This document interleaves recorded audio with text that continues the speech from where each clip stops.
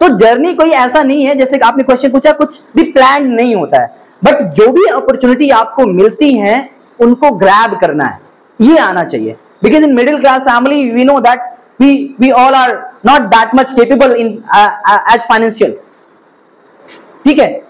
तो same conditions, जब मैं स्टूडेंट था एफए का, तब भी मैं कुछ ना कुछ कर ही रहा था साथ में।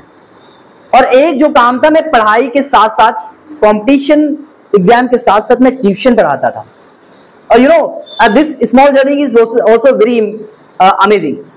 गांव से गया 12th पास करके, एक UP board Hindi medium school से शहर गया, 2 साल इन्वेस्ट किया पढ़ाई में। देन आई थॉट कि फाइनेंशियल प्रॉब्लम है, कैसे मैनेज करें, ट्यूशन पढ़ाना शुरू किया। ट्यूशन मैंने 3री क्लास से स्टार्ट किया, 3rd क्लास, और इंग्लिश मीडियम।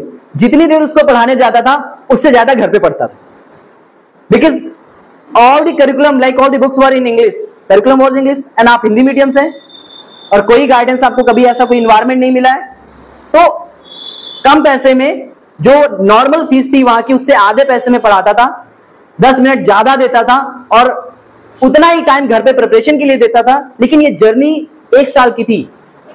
4th पढ़ाया, 5वीं पढ़ाया, 6th पढ़ाया, ठीक है। ऐसे ऐसे मैं बढ़ता गया। So started from the UP board, then CBSE board, then ICSE board. मैंने सीएमएस के स्टूडेंट को भी पढ़ाया है टिल 10th क्लास तक मैंने सीएमएस के स्टूडेंट्स को पढ़ाया है। एंड ये क्यों हुआ? क्योंकि मैं प्रिपरेशन भी उतनी करता था। And I had a confidence, like a confidence that I can do it. और उसके लिए मैं प्रिपेयर्ड होके जाता था, मेहनत करता था, तो पेरेंट्स भी सेटिस्फाइड होते थे और स्टूडेंट भी। And this is how I grow in my life, and I improved my personality, and I have completed my education.